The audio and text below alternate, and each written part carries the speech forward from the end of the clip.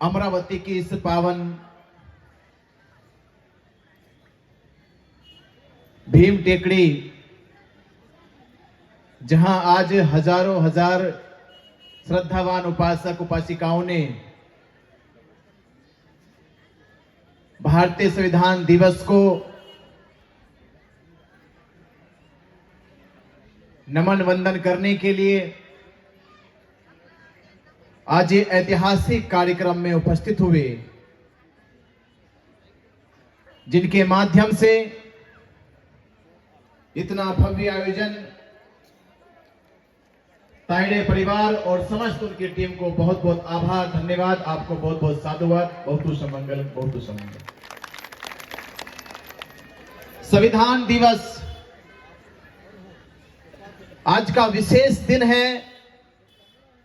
संविधान दिवस वो संविधान जिस संविधान के लागू होने के बाद ही हमारे जीवन में एक युग परिवर्तक क्रांति पैदा हुई।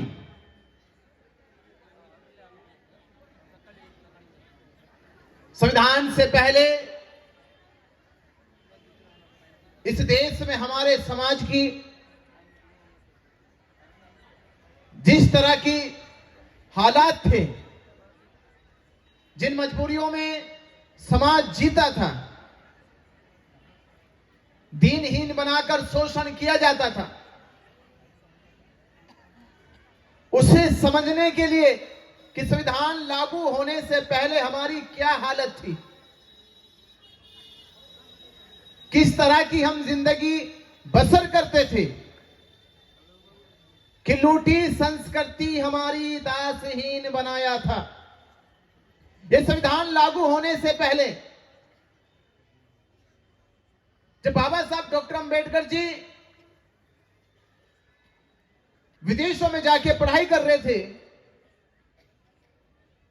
विश्व की सबसे उच्चतम शिक्षा संस्थानों में उच्च कोटि की शिक्षा ग्रहण कर रहे थे, और हजारों साल इस समाज पे कैसे जुल्म हो रहा था कि लूटी संस्कृति हमारी दासहीन बनाया था। बहू बेटी और बच्चों को घर के बाहर जलाया था, आंखों से टपके आंसू कोई फरियाद सुन ना पाया था। होता रहा शोषण हमारा, कोई अल्लाह ईश्वर देवी देवता भगवान ना आया था। अरे लिया जन्म भीम ने जगत में पढ़ लिख कर अनूठा ज्ञान पाया था। तोड़ मनोवादी जंजीरों को इस देश के शोषित पीड़ित समाज को आजाद कराया था। ये जुल्म की जंजीरें कब टूटी? जब बाबा साहब अम्बेडकर जी स्कूल में एडमिशन हुआ और बाबा साहब अम्बेडकर जी के एडमिशन करने से पहले उन्होंने शर्तें लगा दी। आज आपके बच्चों पे शर्तें नहीं है, बल्कि स्कूल कॉलेज वाले घर तक पहुंचते हैं कि हमारे स्कूल में कॉलेज में अपने बच्चे का एडमिशन करा लीजिए, दाखिला करा लीजिए। पर एक वो जमाना जब बाबा साहब अम्बेडकर जी के एडमिशन के लिए शर्तें लगाई गई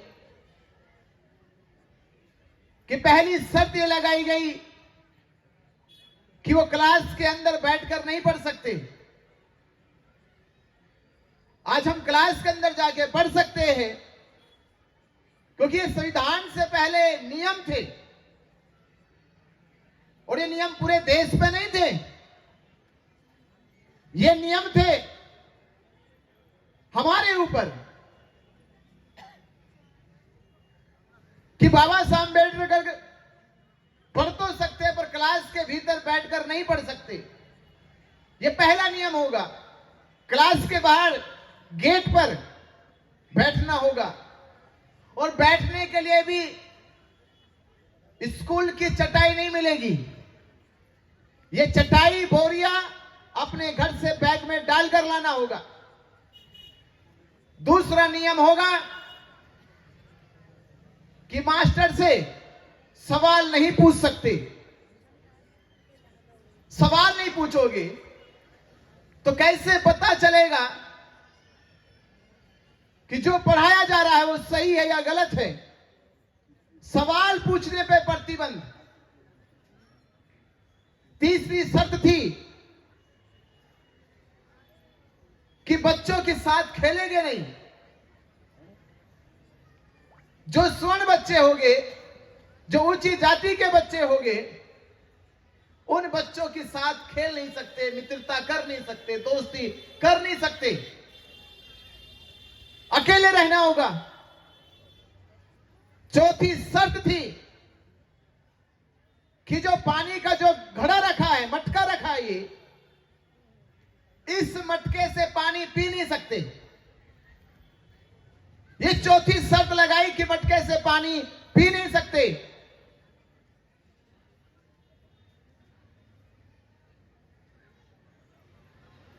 और अपने टिफिन को, सब बच्चों के टिफिन एक जगह रखे जाते थे और ये अपने टिफिन को अपने बैग के अंदर रखेंगे, नीचे रख भी नहीं सकते। ऐसी कठिन 5 शर्तें लगाई गई।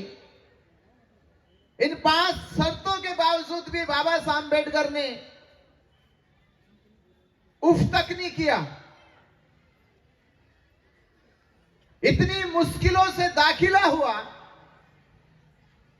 किसी के जीवन में संघर्ष तब आते जब वो जवान हो जाता है। बाबा साहब अम्बेडकर जी के जीवन में संघर्ष तब आ गए जब उनका बचपन शुरू हुआ था। किसी को बचपन में संघर्ष मिल जाए तो तपता है वो, और एक दिन अंगार बन के, ज्वालामुखी बन के उभरता है। बाबा साहब अम्बेडकर जी को संविधान लिखने तक का संघर्ष वो बचपन की याद है बस। कि जिस दिन बाबा साहब अम्बेडकर जी को बहुत प्यास लगी और उन्होंने कुछ नहीं देखा, शर्त भूल गए और मटके से पानी पी लिया। मटके से पानी पिया। आज हम जहां बिस्लरी से, आरओ से महंगी बोतल पानी की खरीद कर पीते हैं, वहीं बाबा साहब अम्बेडकर जी ने जब मटके से पानी पी लिया। पानी प्यासे का है। पानी की क्या जात, पानी का क्या धर्म, पानी का क्या मजहब, पानी का तो एक ही धर्म है, वो है प्यास, और प्यास का एक ही धर्म है, वो है पानी। बाबा साहब अम्बेडकर जी ने वो पानी पिया। उसके बाद हेड मास्टर ने, ऊंची जाति के बच्चों ने बाबा साहब के साथ मारपीट की और चेतावनी दी कि आगे से इस मटके को छू मत लेना।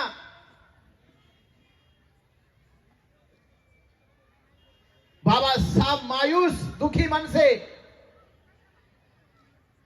जब माता भीमाई के पास गए और उनसे अपनी ये दास्तां बताई कि आज ऐसा हुआ मेरे साथ,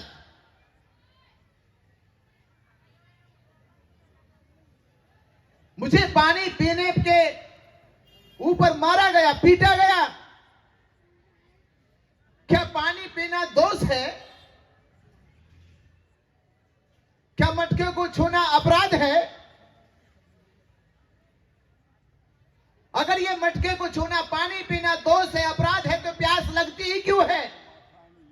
प्यास मर क्यों नहीं जाती? और क्या ये दोष मेरे लिए है? और बच्चे पानी पीते हैं, उन पे कोई दोष नहीं लगता, उनका कोई अपराध नहीं होता। मैंने पानी पी लिया, मेरा दोष हो गया, मेरा अपराध हो गया। तो माता भीमाई कहती है कि दोष तुम्हारा नहीं, दोष प्यास का नहीं, दोष पानी का नहीं, दोष है हमारी महार जाति का, दोष जाति का है।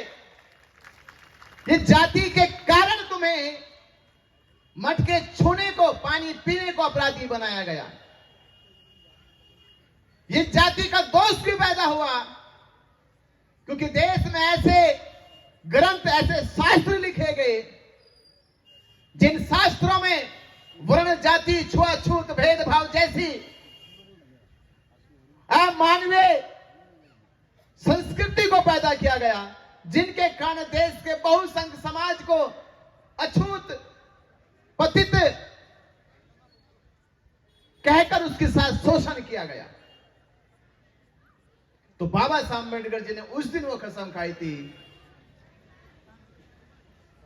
कि माई, जिस दिन मैं पढ़ लिख कर बड़ा आदमी बन जाऊंगा और मुझे अगर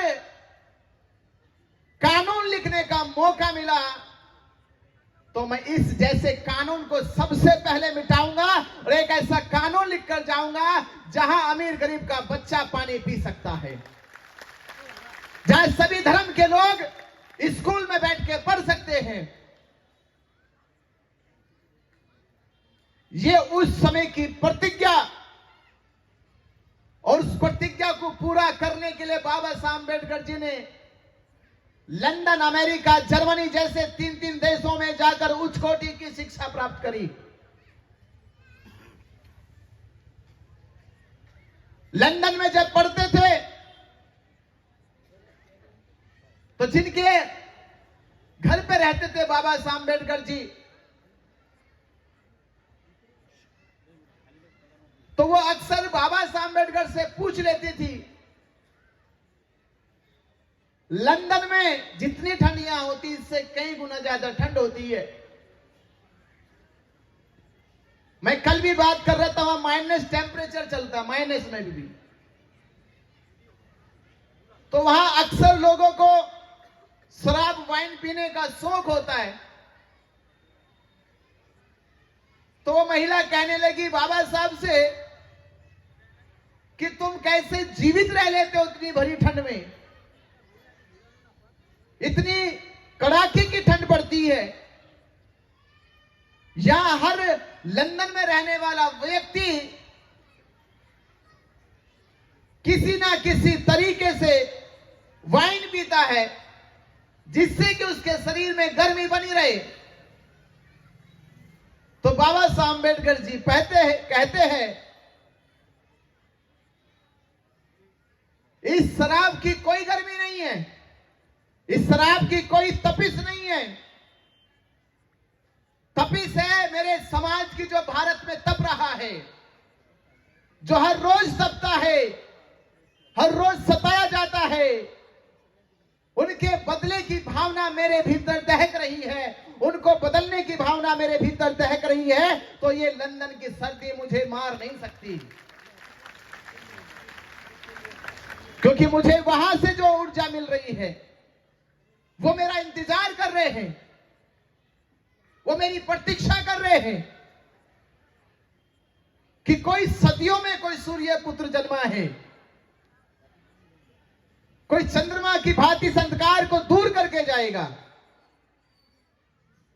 कोई हजारों साल बाद बुद्ध पुत्र आया है। इसलिए बाबा साहब अम्बेडकर जी 18-18 घंटे पढ़ लिख कर उतनी उच्च कोटि की शिक्षा प्राप्त करी। नहीं तो एक वो दिन था जहां उनको स्कूल में बैठने नहीं दिया जाता था, पढ़ने के ऊपर शर्तें लगाई गई, पानी पीने के ऊपर दंड दिया गया। और जब वक्त घूम कर आया, जब समय बदल कर आया, जब देश की आजादी का बिगुल देश में बजने लगा और आजादी की एक ही शर्त रखी गई, और वो आजादी की शर्त है कि भारत अपना संविधान लिखे। अगर भारत अपना संविधान लिख देता है तो भारत को आजाद कर दिया जाएगा, नहीं तो देश आजाद तो होगा पर संविधान ब्रिटिश सरकार का रहेगा। तो कई बड़े बड़े बैरिस्टरों ने कमेटियां बनाकर संविधान का प्रारूप तैयार करने में लग गए।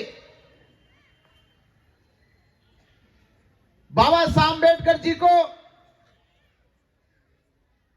रोकने के लिए उन्होंने षड्यंत्र रचे कि बाबा साहब अम्बेडकर संविधान सभा में ना पहुंच जाए। उस समय की तत्काल सरकारों ने षड्यंत्र रचा बाबा साहब अम्बेडकर जी को संविधान सभा में रोकने के लिए षड्यंत्र रचे गए। इलेक्शन में हराया गया।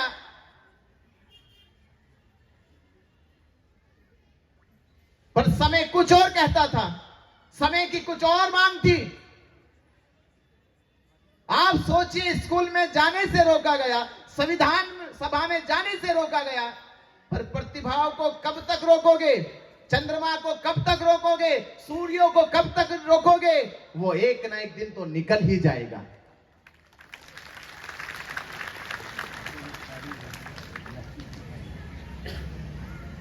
बाबा साहब अम्बेडकर जी को हराया गया, पर बाबा साहब नहीं हारे। ध्यान देना है, आपके जीवन में भी आपको हराया जा सकता है, पर आप हारना मत। बाबा साहब को हराया गया, पर बाबा साहब नहीं हारे।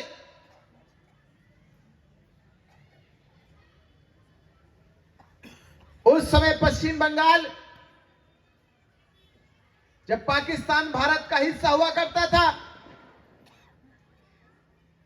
वहां की शेखोपुल्ला एक सीट से बाबा साहब अम्बेडकर जी को जोगेंद्र नाथ मंडल ने अपनी सीट से इस्तीफा देकर इलेक्शन लड़ाया।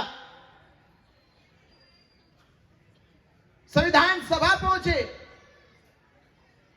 संविधान सभा में जाके जब बड़े बड़े बैरिस्टरों की प्रारूप समिति फेल हो गई कि संविधान इनसे नहीं बन सकता, तो बाबा साहब अम्बेडकर जी ने प्रारूप समिति का गठन किया, उसके चेयरमैन बने। और जब लोगों को लगने लगा कि संविधान तो लिख कर ही जाएंगे, तो पूरे देश में ब्राह्मण सभाओं ने, हिंदू सभाओं ने, ऊंची जाति की सभाओं ने बाबा साहब अम्बेडकर जी के दिल्ली में, उत्तर प्रदेश में, महाराष्ट्र में पुतले फूंकने शुरू कर दिए कि एक महार जाति का, छूत जाति का देश का कानून लिखने जा रहा है। ब्राह्मणों को भी, ऊंची जाति के लोगों को भी एक लाइन में खड़ा करके उनके ऊपर भी समान कानून बनाने जा रहा है। समान कानून, क्योंकि उससे पहले ब्राह्मणों के लिए, ऊंची जातियों के लिए समान कानून नहीं था। अब ये कानून समान होगा, बराबर कानून होगा, और केवल पुरुषों के लिए नहीं, महिलाओं के लिए भी बराबर कानून होगा।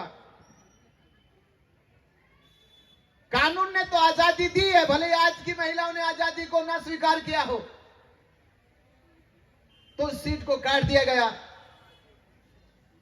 आजादी के लिए ब्रिटिश गवर्नमेंट बार बार चिट्ठियां लिख रही है, संविधान तैयार करो, संविधान तैयार करो, और आखिर में मजबूरी बनी। मैंने कहा, समय का जब पहिया घूमता है तो जहां से शुरू होता है वहीं आकर खड़ा हो जाता है। वो पहिया वहीं घूम कर वापिस उन्हीं के पाले में आ गया, और मजबूरन फिर बाबा साहब अम्बेडकर जी को जिताकर उन्होंने संविधान सभा में भेजा, क्योंकि पहिया घूम के वहीं आ गया। तो संविधान लिखने का काम शुरू हुआ, और 2 वर्ष 11 माह 18 दिन में 2 साल लगे, 11 माह लगे, 18 दिन लगे, और लगातार बाबा साहब अम्बेडकर 18 घंटे बैठकर, रात्रि को, सर्दी में भी, गर्मी में भी, बाबा साहब अम्बेडकर जी को नींद ना आ जाए, उनको नींद ना आ जाए, तो अपने पैर को टेबल के ऊपर रख के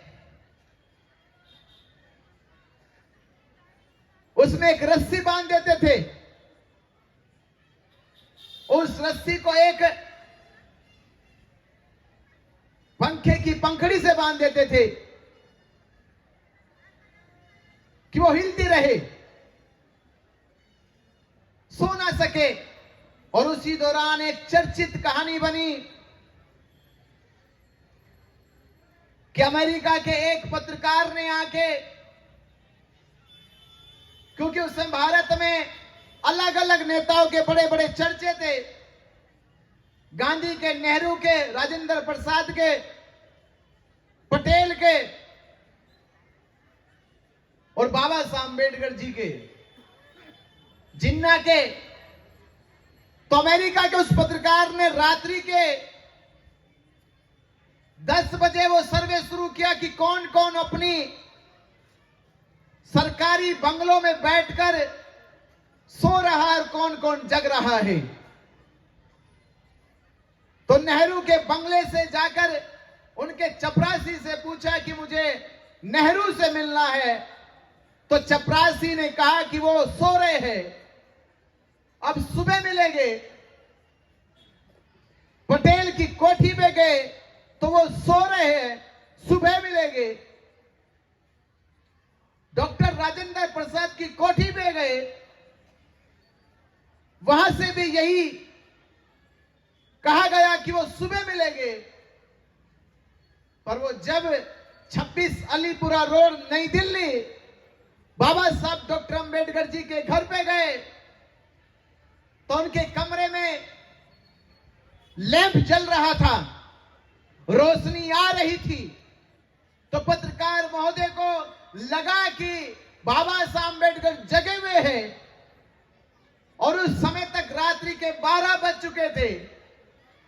और बाबा साहब के वहां चपरासी से पूछा, फिर नानक चंद रत्तू से पूछा कि मुझे बाबा साहब अम्बेडकर से मिलना है और मुझे उनका अभी ही इंटरव्यू लेना है। तो नानक चंद रत्तू ने कहा कि जाइए, बाबा साहब बैठे हैं। वो गए और देखे कि बाबा साहब अम्बेडकर लैंप की रोशनी में संविधान के प्रारूप को, संविधान की प्रस्तावना को लिख रहे हैं। इस देश के लाखों करोड़ों बच्चों के भविष्य को लिख रहे हैं। सो रही जनता को जगाने का दस्तावेज लिख रहे हैं। जब बाबा साहब अम्बेडकर जी के पास गए, उनकी आंखें नम हो गई कि जो कहते हैं कि देश के बड़े नेता नेहरू, पटेल, डॉक्टर राजेंद्र प्रसाद है, पर वो तो सो रहे हैं। और एक तरफ बाबा साहब अम्बेडकर है जो जग रहे हैं। उन्होंने जगने का कारण पूछा तो बाबा साहब अम्बेडकर ने कहा कि जिनके पास आप होकर आए हो उनका समाज जगा हुआ है, इसलिए वो सो रहे हैं, और मेरा समाज सोया हुआ है, इसलिए मैं जग रहा हूं। ये सोचिए आप, ये संविधान दिवस केवल एक संविधान दिवस नहीं है, ये बाबा साहब अम्बेडकर जी के जीवन के संघर्षों का आज दिवस है कि पूरे संघर्ष को बाबा साहब अम्बेडकर जी ने संविधान में कैसे समाहित कर दिया, कैसे अपने एक एक दिन के संघर्ष को अपनी कलम से संविधान के 395 अनुच्छेदों में लिख दिया। ये बाबा साहब अम्बेडकर जी के एक एक दिन का वो पल है, वो लम्हा है जो उन्होंने जिया है। इसलिए आज देश में संविधान दिवस मनाया जा रहा है कि आज हमारी जो हालत है, ये सभी जानते हैं कि 28,000 पेशवाओं से 500 महारों ने युद्ध क्यों लड़ा, क्योंकि पेशवाओं ने ऐसा कानून बनाया, उस कानून से खिलाफ होकर करो या मरो की लड़ाई लड़ी गई कि ना आते भीम हमारे क्या हालत होती है दलितों तुम्हारी। गले में हांडी, पीछे झाड़ू बांधे जाते, अपनी मर्जी के तो तुम कुछ भी ना कर पाते, मरे जानवरों का मांस तुम खिलाए जाते, और है भीम बदौलत आज पढ़ लिख कर डिप्टी कलेक्टर मिनिस्टर तुम बन पाते। ये भीम की बदौलत हुआ। और आज हमारे जीवन में बाबा साहब अम्बेडकर जी की अहमियत को जाना जाए तो लोगों के लिए कहते कोई मसीहा होगा, कोई पैगंबर होगा, कोई देव होगा, कोई इष्ट होगा, पर हमारे अंधकार को मिटाने वाला हमारा इष्ट बाबा साहब अम्बेडकर होगा, जिन्होंने हमारे अंधकार को दूर कर दिया। तो आज इस संविधान दिवस पर आप ये जाने बस कि उनका संघर्ष केवल उनका नहीं था, केवल उनके साथ साथ बाबा साहब अम्बेडकर जी के परिवार का संघर्ष भी जुड़ा हुआ था, माता रमाबाई का संघर्ष जुड़ा हुआ था, उनके बच्चों की बलिदान जुड़ा हुआ था। तो एक एक दिन का जो दुख पूरे परिवार ने देखा, सहा, कई बार माता रमाबाई दुखी मन से, परेशान मन से कहती भी थी कि छोड़ दो ये समाज सेवा, ये समाज ज्यादा दिन आपको याद नहीं रखेगा, आप जो कह रहे हो उन पे नहीं चलेगा। बहुत ही दुखी दुखी मन से कहा गया।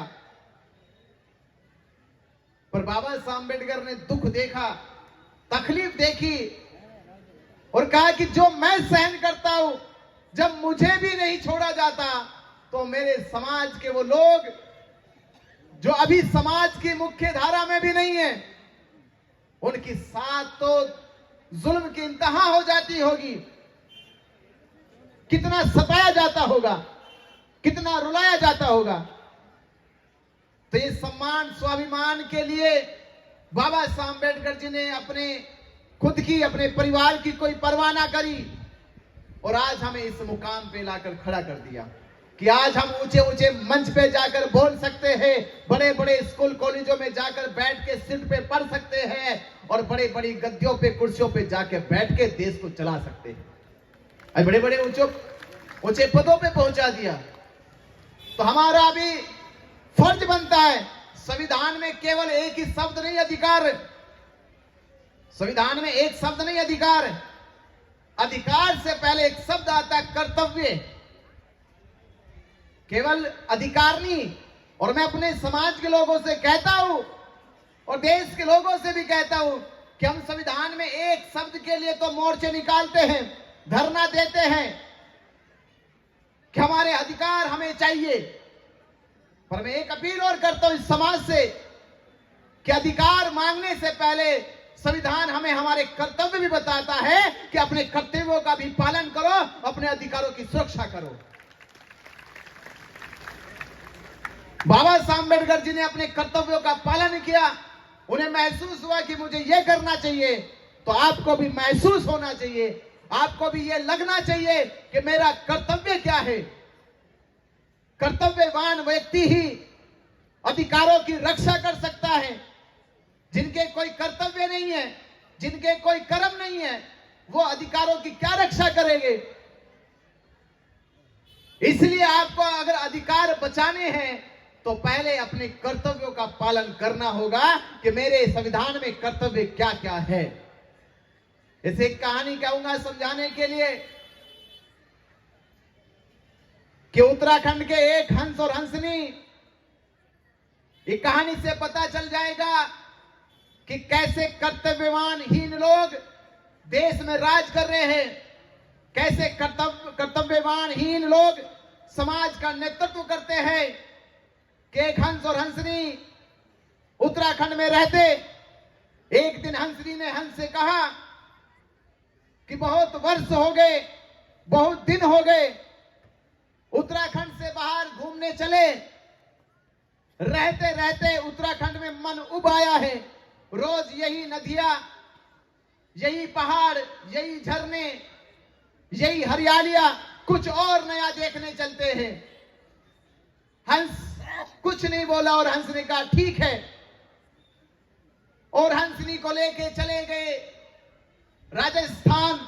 मई का महीना, तपती धूप थी, राजस्थान की गर्म रेत से भी गरम गरम लपटें निकल रही थी, आसमान से भी गर्मी बरस रही थी, दूर दूर तक भी कोई जंगल नजर नहीं आ रहा था, नदी नहीं थी, झरने नहीं थे, तालाब सरोवर नहीं थे, प्यास भी लग रही थी, शरीर भी तप रहा था। हंसनी अपने इस निर्णय पे पछताने लगी कि मैंने ये गलत ही निर्णय लिया, अपने उत्तराखंड जैसे स्वर्ग को छोड़ के यहां तपती धूप में चले आए, यहां तो जान बचानी भारी हो गई। तो हंसनी ने कहा कहीं तो रुको, अब ज्यादा देर और उड़ नहीं सकते, सांस फूलने लगी है। तो कहीं दूर उनको एक बबूल का पेड़ नजर आया, उस बबूल के पेड़ पे जाकर बैठे और हंसनी कहने लगी ये इतना सुनसान, ये गरम रेत का रेगिस्तान, चारों तरफ सन्नाटा ही सन्नाटा है, जहां जहां नजर जाती है कहीं भी कोई हरियाली नहीं, कहीं भी कोई खुशियों का बसेरा नहीं। तो ये बात हंसनी कही रही थी कि उस पेड़ पे बैठा था उल्लू, और उल्लू ने आवाज लगाई। उस आवाज को सुन के हंस ने कह दिया ये सब कुछ इसलिए हो रहा है, ये गरम रेत, ये सुनसान, ये सन्नाटा, ये बेजुबान धरती इसलिए है क्योंकि यहां पर उल्लू जो बैठे हैं, उल्लू जो बैठे यहां पे, उल्लू को ये बात सुनी और गुस्सा आ गया। वो अगले दिन चले तो उल्लू ने हंसनी का हाथ पकड़ लिया और हंस से कहा कि जिस रास्ते से आए हो उसी रास्ते लौट जाओ, अब ये हंसनी मेरी है, अब ये हंसनी मेरी है, और जिस रास्ते से आओ उसी रास्ते लौट जाओ। अगर कुछ बोला तो जान लेना अपना अंजाम। हंस घबरा भी गया, इलाका उल्लू का था, हंस नया नया, घर पे कहते कि घर पे कुत्ता भी शेर होता है, हालात उल्लू के भी ऐसे थे, हंस समझ भी गया था। तो हंस बेचारा क्या करता, तो सोचा कि कोई तो बस्ती होगी, कोई तो न्याय करेगा, इस उल्लू को कोई तो समझाएगा। लोग कहते हैं कि रात को दिखता है दिन में नहीं दिखता, लगता ये अकल से भी अंधा है कि हंसनी का मेल तो हंस से है, उल्लू से क्या मेल, और कहता है कि ये पत्नी मेरी है। तो बस्ती में चला गया हंस, और उस बस्ती का जो सरपंच था वो था गधा। उस बस्ती का सरपंच था गधा, गधे से जाके फरियाद लगाई, बोला महाराज गलती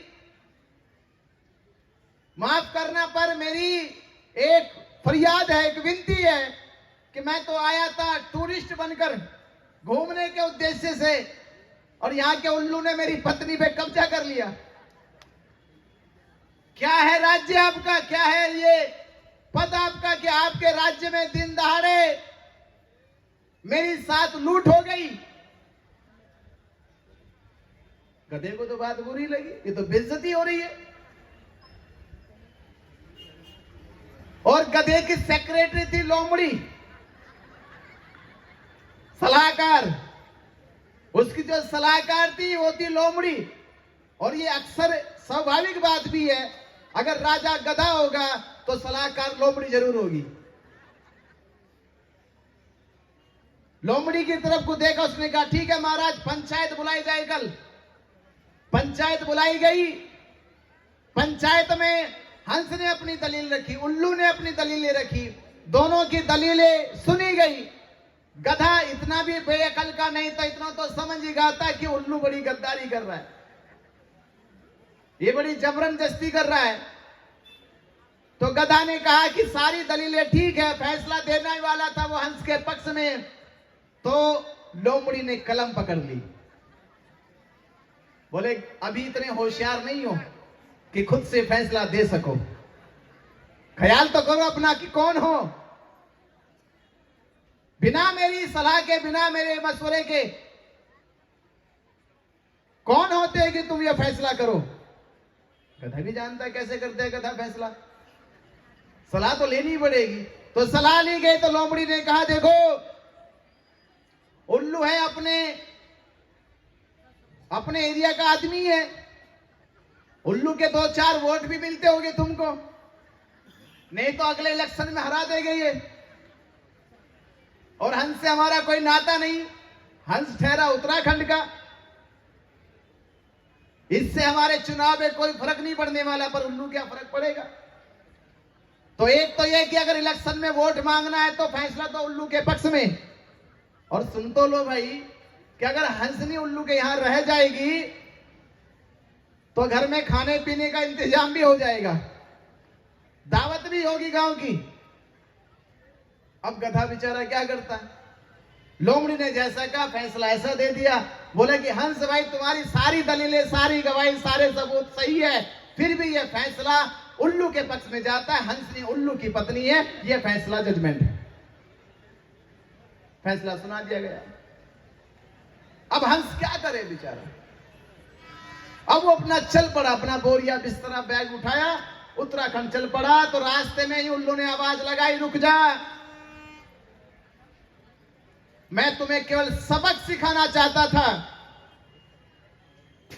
मेरा ऐसा कोई मन नहीं कि हंसनी मैं अपने साथ रखूं, ये तुम्हारी है, लेके जाओ। पर मैं तुम्हें सबक सिखाना चाहता था कि ये जो सुनसान, ये जो वीरान, ये जो तुम्हें दिखाई देता है, ये उल्लुओं के बैठने से नहीं हुआ, ये गद्दियों पे जो गधे बैठ गए इनके बैठने से हुआ है।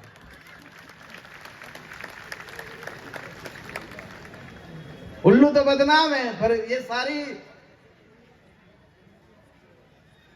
जितनी देश में, समाज में बुराई पैदा हो गई है, ऐसे गधों के बैठने से होगी, और दूसरे गधों की जो सलाहकार लोमड़ी होगी इनकी वजह से होगी। तो बाबा साहब अम्बेडकर जी इसीलिए कहते थे कि संविधान कितना भी अच्छा क्यों ना हो, अगर इसको चलाने वाले अच्छे नहीं होंगे तो ये संविधान कभी भी देश के लोगों का भला नहीं कर सकता। ध्यान देना, बस इतना ही सही फर्क, और कोई फर्क नहीं हुआ। तो आज हमें इसीलिए मैं कह रहा, कर्तव्यों का पालन करना चाहिए। कर्तव्य अगर देश के लोग जान जाएंगे, समाज जान जाएगा, तो कोई भी नेता, कोई भी समाज का नेतृत्व करता गद्दारी नहीं कर सकता। तो आज इसी मंच के माध्यम से, जैसे आयोजक साहब ने कहा कि महाबोधि महाविहार मुक्ति आंदोलन के जन समर्थन में आज संविधान दिवस के उपलक्ष्य पे यह आयोजन हुआ।